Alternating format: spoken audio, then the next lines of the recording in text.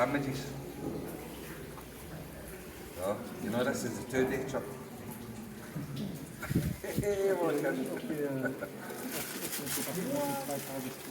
Fish piranha.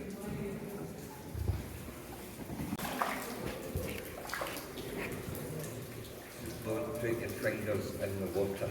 Very dangerous. That's why you do it. So guys, I'm Aaron. You've now come into the third chamber. This is a freshwater cave, same as the waterfall chamber, but the main cave out front was made by the sea. We don't get the sea coming in anymore because of isostatic rebuild. During the last ice age, this part of Scotland was under a sheet of ice that was at least a mile thick. All that weight was compressing the land. Once the ice began to melt, the weight lifted off, the land had risen up. And that's isostatic rebuild, that's that process. So, Fraser told you about the limestone, but within the limestone we get quartz. All these bits that are sticking out are actually quartz, you can see. So this type of quartz is called chert. Now, thousands of years ago, people used to live in these caves during Neolithic times. They were using chert to make all their tools and weapons. They would fashion into spear tips, arrowheads and knives. Now they also used it to start fires. These are only small pieces, but if you give it a scrape you can make some little sparks. Just little ones, but you get the idea. Anybody want to try it? Want to try it, pal? Right, just going to go like that and make a scrape, okay? Just watch your fingers. Yeah, pal, I've seen a little spark there. Well done. Good job.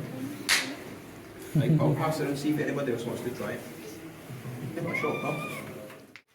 So these bubble formations, this is calcium deposits called flowstone.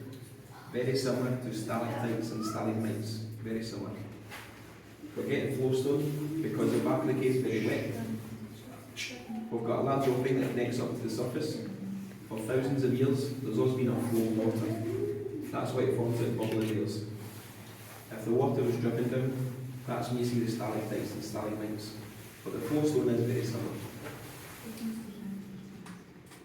Now all the fresh water is getting pushed out from this sump, and this connects to a fourth chamber. Back in Neolithic times, when people lived in the caves, we think they're actually living inside that fourth chamber.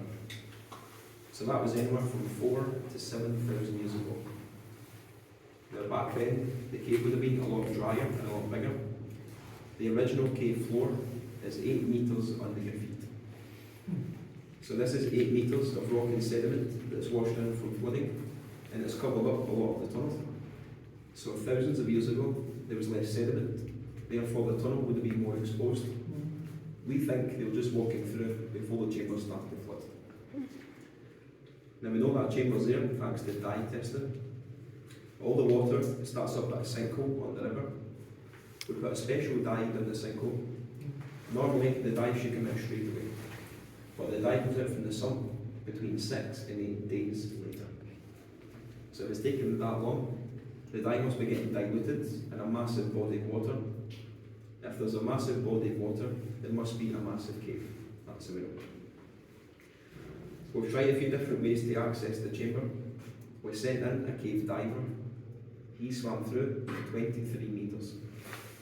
But he could only go so far because the further in you go, the space gets tighter and tighter. So how long are you digging? Over 10 years. It took us 12 years just to get permission to start. But we found a new cave last week. So next week we're going to pump out.